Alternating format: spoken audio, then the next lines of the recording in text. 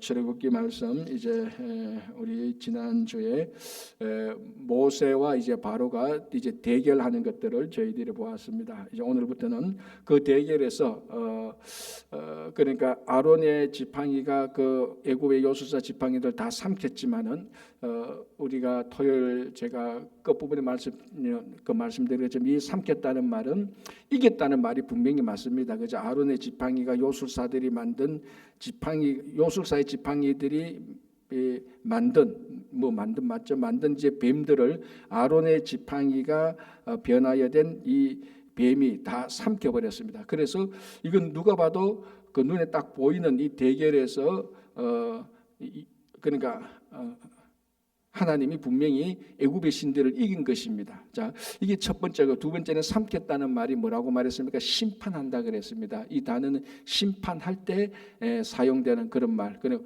홍해가 애굽 군사들을 삼킨 것, 그리고 고라, 다단, 나무, 온 이 사람들이 모세의 그 지도력에 그 대항하다가 이 땅이 그들을 삼킨 것. 그러니까 이 사건 하나에서 하나님께서 이긴 것은 물론 이거니와 더 중요하게 지금 하나님께서 심판하고 계시고 있다는 것. 이 사실을 우리들이 살펴봤습니다. 자, 이게 이제 심판, 재앙이죠, 그죠? 자, 이제 이 재앙이 10가지로 쫙 펼쳐집니다. 이 10가지로 펼쳐지는 것은 하나님께서 작정하고 1번, 2번, 3번, 3번 이렇게 순서대로 하는 것이 아니고 바로의 마음이 계속해서 강파가 지기 때문에 이 바로의 강팍한 마음 때문에 10가지 재앙이 나타나는 겁니다. 만약에 바로의 마음이 강팍하지 않고 여기서만 해도 스탑. 이게 지금 뭔가 모르게 우리가 섬기는 애굽의 신이 이스라엘 민족이 섬기는 여호와 하나님보다 안 되는구나. 그러면은 내보내자. 이러면은 10가지 재앙이 생길 리도 없었습니다. 그죠? 그러니까 어떤 사람들은 이제 또 뭐 성경을 좀 이제 그 비난하는 사람은 여호와 하나님이 여호와는 신이 마치 자기가 10가지 재앙을 다 주고 사람들 다 괴롭히게 해놓고 내보냈다 뭐 이렇게 말할 수 있지만 그 근본 원인은 그러니까 우리 성경에서 나타나는 항상 패턴은 뭐냐면 모든 죄악의 근본 원인은 그것이 어떤 모양이든지 간에 하나님에게 있지 않고 악한 사람에게 있다는 것을 우리가 언제든지 발견할 수 있습니다. 이 10가지 재앙이 나타난 것도 하나님에게 있는 게 아니죠. 이 애굽 왕 바로의 강팍한 마음 때문에 10가지 재앙이 이제 앞으로 계속해서 전개되는 겁니다. 자, 한번 보겠습니다. 자, 첫 번째 보겠습니다. 14절 7장 14절 여호와께서 모세에게 이르시되 바로의 마음이 완강하여 백성 보내기를 거절하는도다. 옛날 표현하면 강팍하여. 그래서 이게 제가 이걸 좀 자세히 설명했습니다. 그죠? 때로는 어떤 데 보면 하나님께서 바로의 마음을 강팍하게 했다. 이런 이제 표현, 그러니까 하나님께서 바로의 마음을 강팍하게 했다는 것은 바로의 마음이 원래 착한데 순수한데 하나님께서 일부러 바로의 마음을 완고하게 만들어 가지고 그래서 하나님에 의해서 완고하게 된 바로가 하나님의 그 기적을 무시했다. 하나님 명령을 거부했다.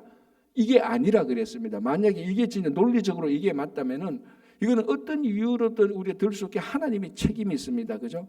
상식 아닙니까? 그죠? 하나님께서 순진한 바로의 마음을 고집스럽게 만들어 놓고 고집스러운 그 마음이 하나님의 명령을 거절했다. 그러면 하나님이 너 내 명령을 거절했구나 심판한다.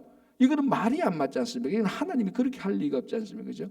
자, 여기서 바로의 마음을 강팍하게 했다는 것은 우리가 두 가지를 기억하면 되는 겁니다. 첫 번째는 바로가 자기 스스로 의지로 하나님의 명령을 거역하기로 작정하는 겁니다. 그래서 제가 이런 얘기했죠. 이 하나님께서 그래서 바로의 마음을 보니까 바로가 하나님의 명령을 거절하기로 작정했거든요. 근데 하나님이 보니까 그 작정 가지고는 날 거절 못할 거다. 그럼 네가 더 의지를 더 높여라. 더 의지를 높여야 네가 나를 거절할 것 아니냐. 그러니까 하나님께서 바로의 의지를 도와준 겁니다.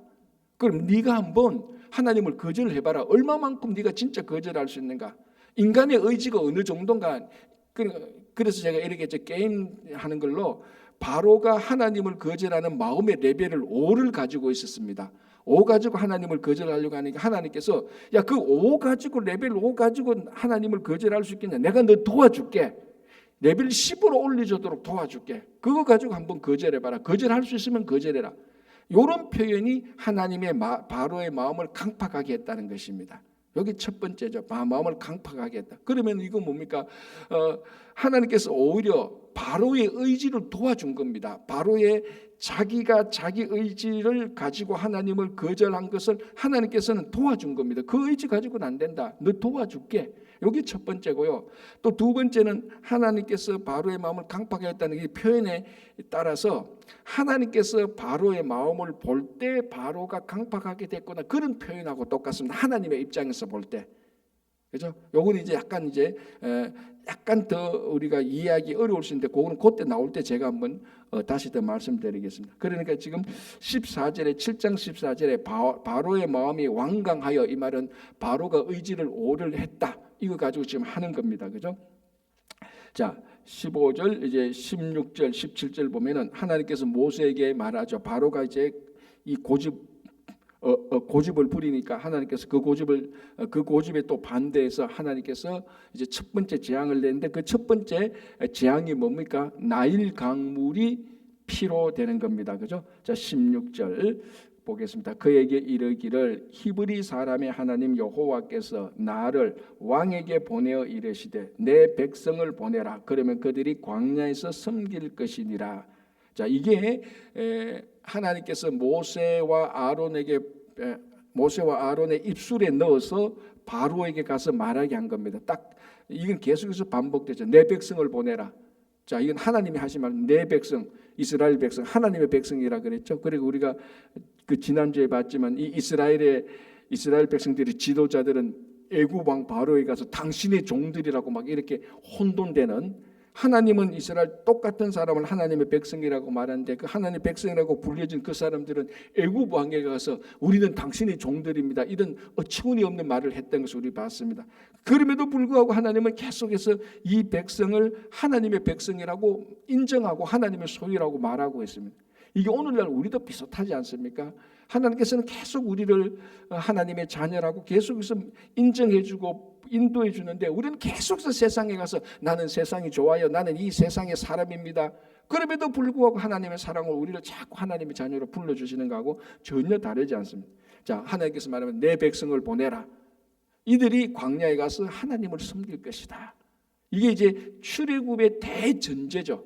백성을 보내라. 자, 17절 여호와가 이같이 이르노니 너가 이로 말미암아 나를 여호와인 줄 알리라. 볼지어다 내가 내 손에 지팡이로 나일강을 치면. 자, 이제 출애굽의 가장 중요한 주제가 나옵니다. 출애굽의 가장 중요한, 자, 출애굽을 하면서 하나님과 이스라엘 백성들과 모세와 아론과 애굽 사이에 이 출애굽 때문에 일어나는 일들이 막 무지무지하게 많이 일어납니다. 자, 가장 이제 대표적인 게 출애굽 때문에 일어나는 일들이 뭡니까? 기적이 일어나죠. 재앙이 일어나죠. 재앙 또는 하나님의 심판이 일어나죠. 그리고 애굽 백성들이 이제 이스라엘 백성들을 추격해오죠. 추격해올 때 그 홍해를 통해서 하나님께서 심판하죠. 애굽 백성들을 심판함과 동시에 하나님께서 이스라엘 백성들, 자기 백성을 돌보죠. 인도하죠. 그리고 이 이스라엘 백성들이 광야에서 막 하나님께 원망하고 모세와 백성들에게 막 한탄합니다. 이렇게 통해서 또 하나님께서 이스라엘 백성들을 또 훈련시키죠. 뭐 이런 여러 가지 일들. 그리고 또 이스라엘 백성들이 또 광야에 가서 그 애굽에서 나온 그 폐물들 이런 걸 가지고 성막을 세우죠. 이런 모든 일들을 통해서 결국 이 모든 일들이 출애굽 한 사건 안에서 다 일어나는 겁니다.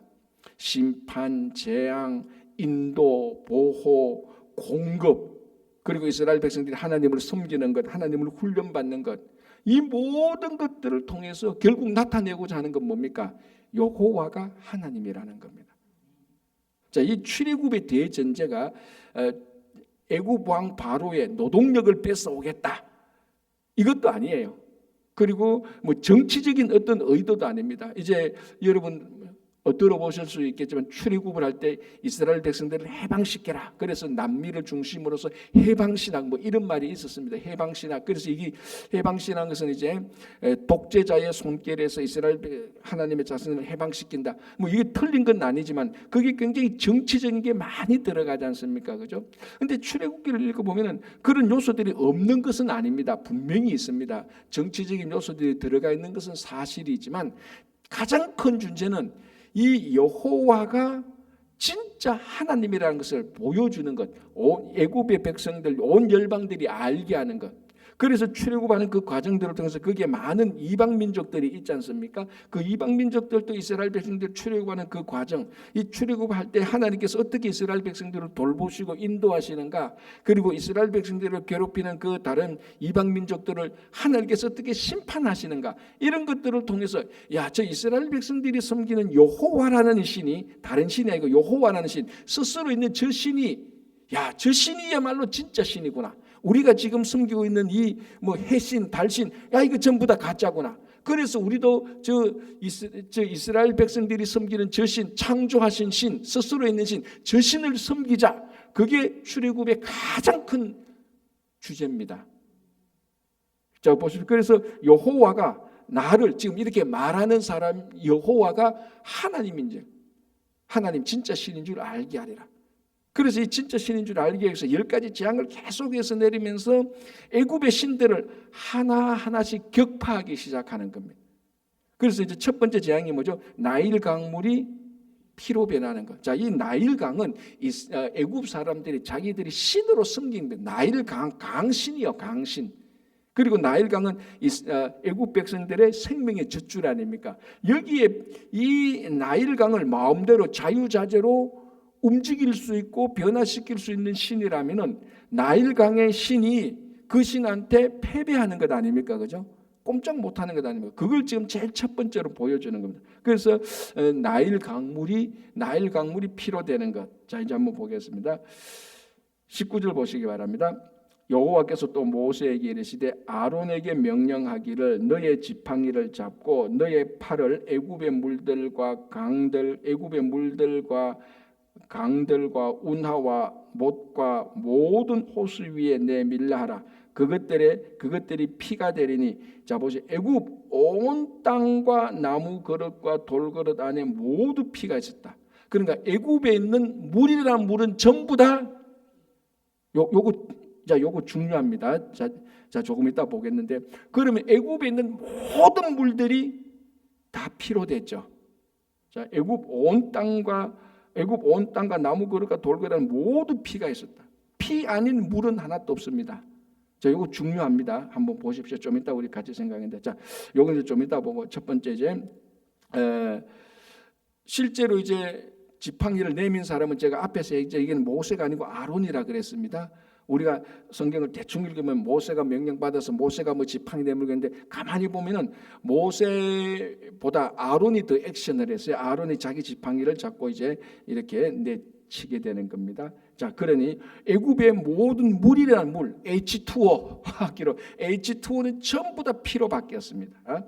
자, 20절 모세와 아론이 여호와께서 명령하신 대로 행하여 바로와 그의 산하의 목전에서 지팡이를 들어 나일강을 치니 그 물이 다 피로 변하고 나일강의 고기가 죽고 그 물에서는 악취가 나니 애굽 사람들이 나일강 물을 마시지 못하여 애굽 온 땅에는 피가 있으나 자, 22절 애굽 요술사들도 자기들의 요술로 그와 같이 행함으로, 자, 첫 번째 재앙 나일 강물을 피로 만들었습니다. 자, 그런데 이것을 애굽 요술사들도 피로 만들었다 그랬습니다. 요술을 그와 같이 행함으로.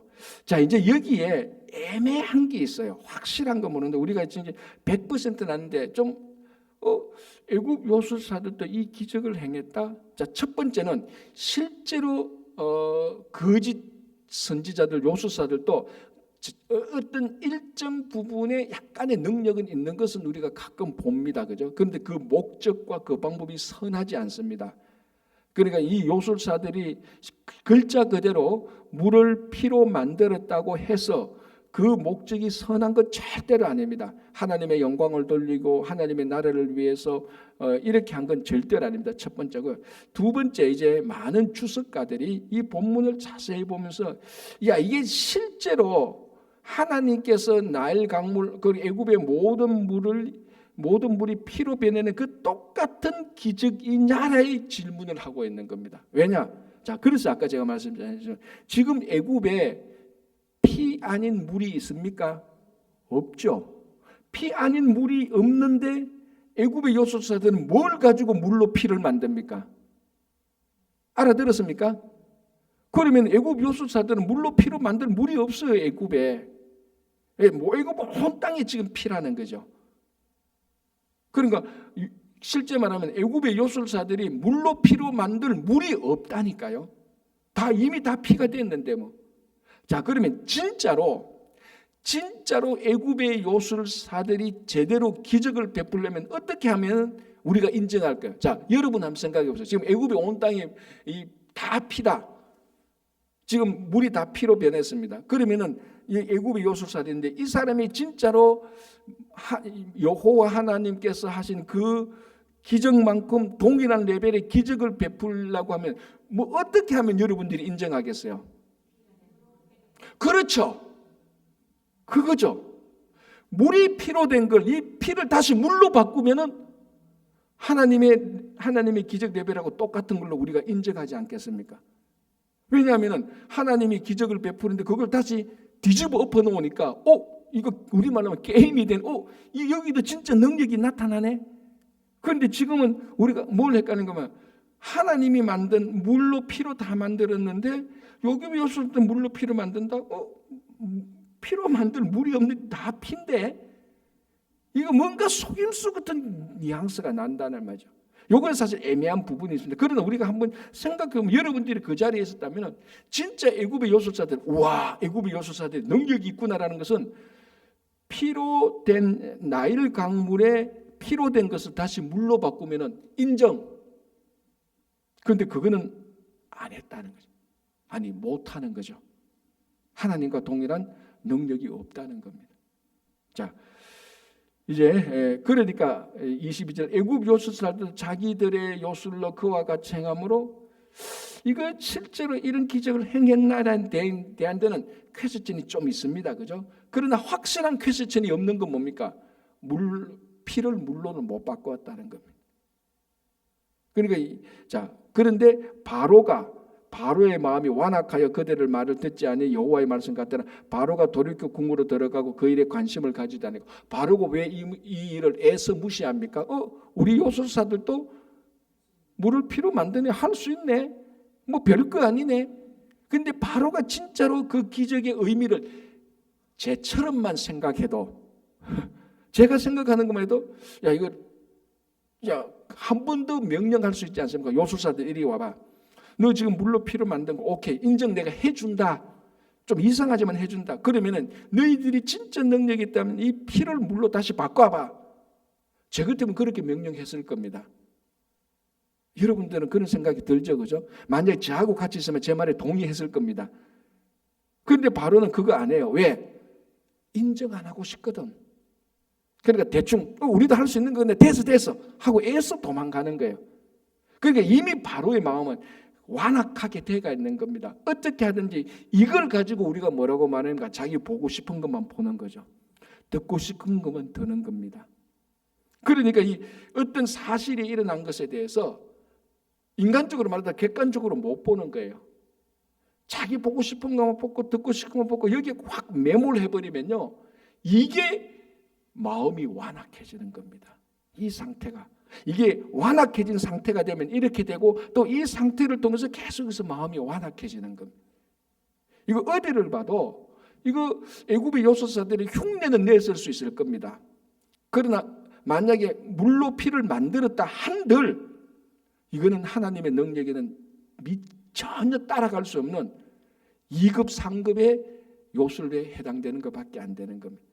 그런데 제 같은 사람이 생각해도 그런데 애굽의 왕 바로가 한 번만 더 생각하면 제 같은 생각을 할 수 있었단 말이죠, 그 당시에. 그런데 안 하는 거예요. 왜? 보고 싶은 것만 보고 듣고 싶은 건 그것만 들으려고 하니까 그런 거예요. 자, 그리고 궁으로 들어가서 자 보십시오. 그 일에 관심을 가지지도 아니했다는 겁니다. 물론 직접적으로는 누가 물로 피를 만드냐 이 일이지만은 이 일로 인해서 지금 애굽에 무슨 일이 일어나고 있습니까? 애굽 백성들이 마실 물이 없는 거예요. 나일 강물이 전부 다 피로 변했고 온 모든 물이 피로 됐는데 누가 관심을 가져야 됩니까? 왕이 관심을 가져야 되죠. 제대로 된 왕이라면은. 아니, 자기 백성들이 지금 물을 못 먹고 있는데 아마 애굽 왕은 마실 물이 있었을 겁니다. 뭐 따로 싹 어떻게 저장해 놨을 수도 있거나 뭐 그렇겠죠, 그죠? 어쨌거나 이것도 사실 좀 애매하긴 애매해. 모든 물이 피로 변했다면 anyway 백성들이 지금 마실 물이 없다는 것은 확실하지 않습니까?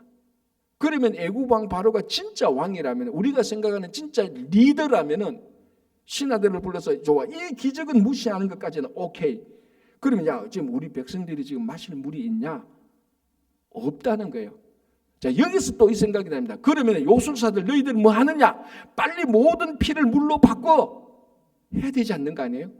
그래야 백성들이 살 것 아닙니까? 그러니까 어떻게 생각해봐도 바로는 지금 대충 물이 필요돼서 끝 하고 지금 도망가고 있는 거예요. 전혀 지도자의 자격도 없고 그 기적의 능력도 애써 외면하는 거예요. 자기 스스로가 외면하는 거예요. 한 번만 더 생각하면, 야, 우리 백성들이 지금 마실 물이 없는데 요술사분이, 야, 너희들 물로 피를 만들 수 있네? 그럼 피를 다시 물로 만들어. 지금 우리 백성들 먹을 거 없어. 마실 물 없어요. 이렇게 해야 지극히 정상적인 리더죠. 전혀 그런 거 아닙니다. 내만 좋으면 돼.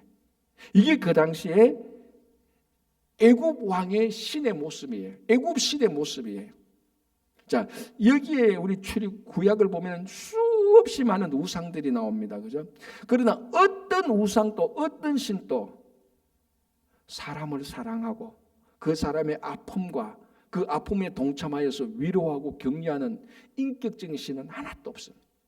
자, 애굽 왕 바로의 이 태도가 애굽 신의 태도하고 똑같습니다. 그러니까 애굽의 신들은 백성들이 아프고 힘들고 눈물 흘리고 그 관심 없다니까요. 또 없을 수밖에 없죠. 그게 진짜 신이 아니니까, 인격이 없으니까. 그렇죠? 자, 24절 보겠습니다. 애굽 사람들은 나일 강물을 마실 수 없으므로 나일 강가를 두루 파서 마실 물을 막 구하고 있는 겁니다. 여호와께서 나일 강을 치신 후에 이래가 지나니라. 자, 이제 두 번째, 이거 가지고 해결 안 되니까 8장. 여호와께서 모세에게 이르시되 너는 바로에게 가서 그에게 이르기를 여호와의 말씀에 내 백성을 보내라. 그들이 나를 섬기기나. 계속 똑같은 말입니다. 그리고 이 메시지는 변하지 않죠. 똑같습니다. 예수님이 우리를 구원하셨다. 예수님이 십자가에 달려 돌아가셨다. 예수를 믿으면 영생을 얻으리라. 이거는 변하지 않는 메시지예요. 그 사람이 누구든 언제 이 이야기를 하든 무엇을 하든 영원토록 변하지 않는 메시지입니다. 출애굽 때 이스라엘 모세와 아론이 바로 왕에 가서 해야 될 말은 변하지 않습니다. 내 백성을 보내라. 그들이 하나님을 섬길 것이다. 이제 또 더 추가하면 이를 통해서 여호와가 하나님인 줄 알게 될 것이다. 이거는 계속해서 변하지 않는 복음의 진리입니다. 그렇죠? 자, 2절. 너가 만일 보내기를 거절하면 내가 개구리로 너의 온 땅을 치리라. 이게 저는 처음에 볼 때 되게 이상했어요. 아니, 왜 갑자기 개구리가 나타나는 거냐? 아니, 이 지구상에 얼마나 많은 가축들이 있고 얼마나 많은 동물들이 있는데 왜 개구리냐고. 이유는 간단하잖아요. 그죠? 이 개구리도 애굽의 신이에요. 지금 첫째, 둘째, 셋째, 넷째 보면 전부 다 애굽에서 신격화한 가축이나 곤충이나 짐승들 또는 신적인 존재들을 하나님께서 다 부수는 거야. 그러니까 어떻게 보면 이 10가지 재앙은 신들의 전쟁하고 마찬가지. 애굽 신들과 여호와 하나님하고 전쟁하는 거고 똑같아. 그래서 계속해서 여호와가 진짜 신한 것을 보여주는 겁니다. 왜냐하면 그 당시에 애굽 사람들은, 고대 근동의 사람들은 진짜 신이라는 개념을 어떻게 받아들였는가 하면은 능력이 있는 신이 진짜 신이라고 자기들은 믿었어요. 뭐 그건 우리가 이해되죠, 그죠? 야, 신들이 많은데 어느 신이 진짜 신일까? 간단하죠. 뭐 싸움에서 최고 잘하는 신이 진짜 신이 아니겠습니까? 그렇게 믿었다고.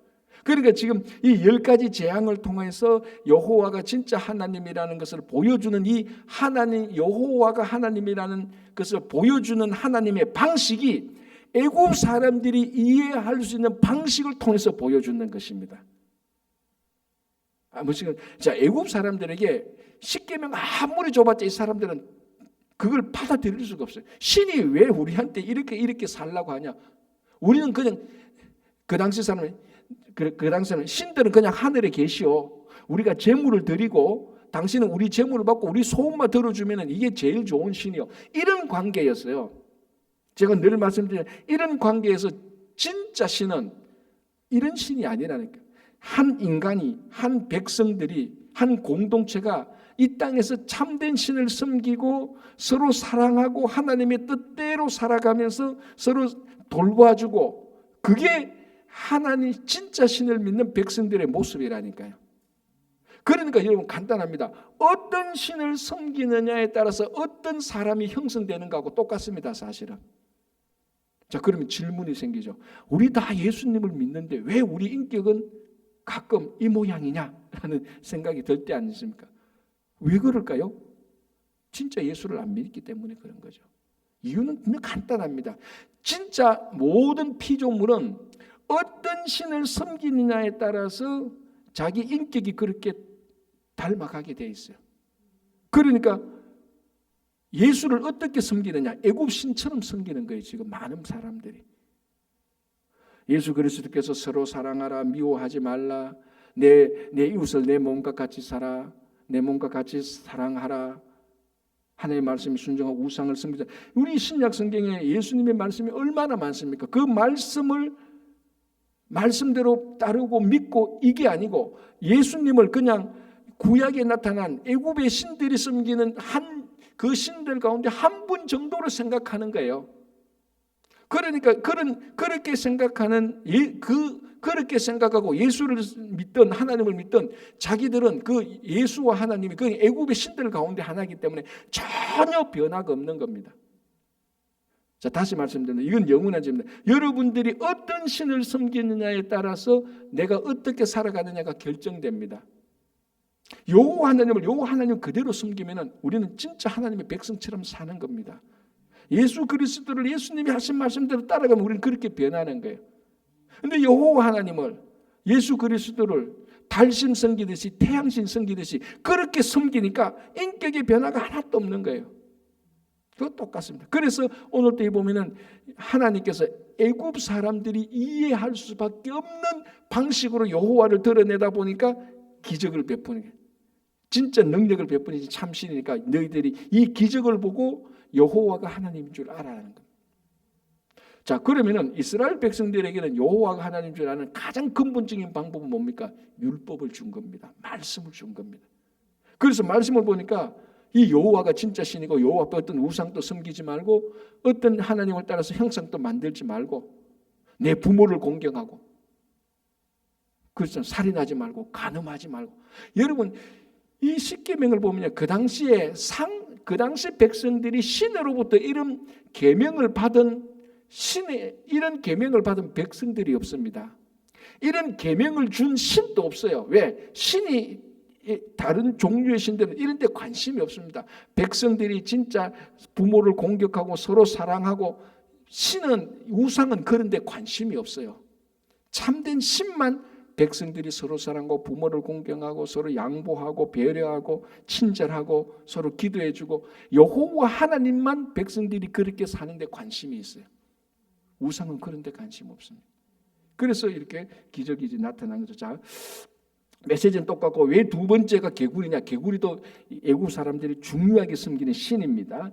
자, 2절, 너가 만일 보내기를 거절하면 내가 개구리로 너의 온 땅을 치리라.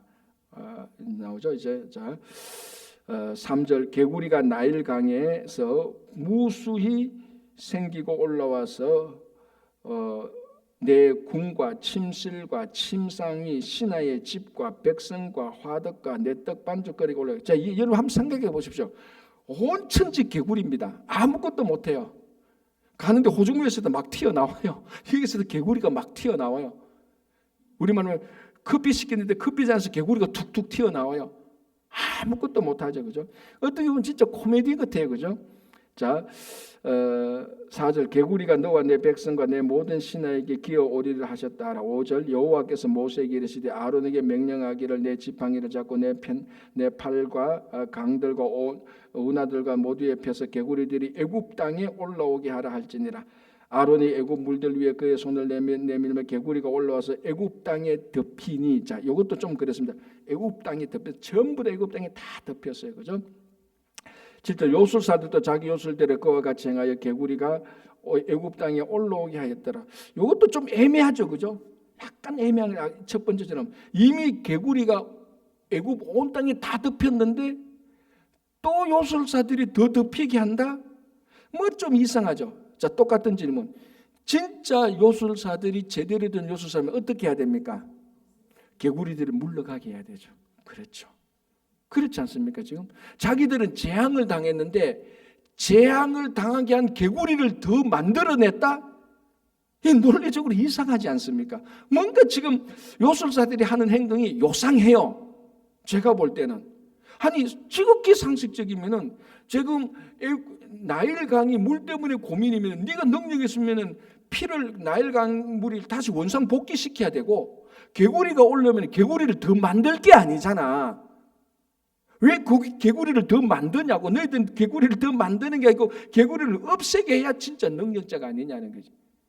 이 생각해보면 하여튼 그러니까 요술사들이 요상한 게 다 요술사들이니까요. 요상한.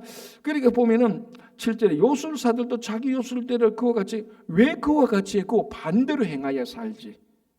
어쨌든 개구리가 애굽 땅에 올라오게 하였더라. 자, 이제 두 번째 재앙부터 바로의 마음이 하여튼 이제 이거 좀 여상치 않다라고 생각하는 겁니다. 보시죠. 8절에 바로가 모세와 아론을 불러 이르되 여호와께서 구하여 나와 내 백성에게서 개구리를 떠나게 하라. 모세와 아론을 부릅니다. 개구리를 떠나게 하라.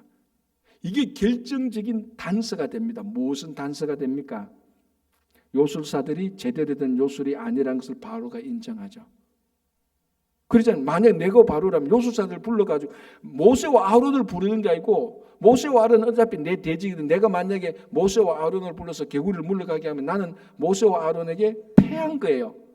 그런데 진짜로 요술사가 제대로 능력하는 요술사를 불러가지고 말하지 않습니까? 요술사를 불러서 야 개구리 물러가게 해.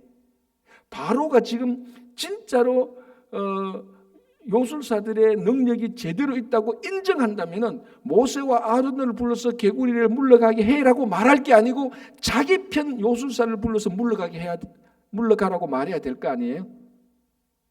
그렇죠. 그러니까 우리가 성경을 볼 때 아무 생각 없이 보니까 맞다는데 한 번만 더 생각해 보면은 야 지금 이 애국 왕 바로가 이미 마음으로 인정하고 있는 거예요.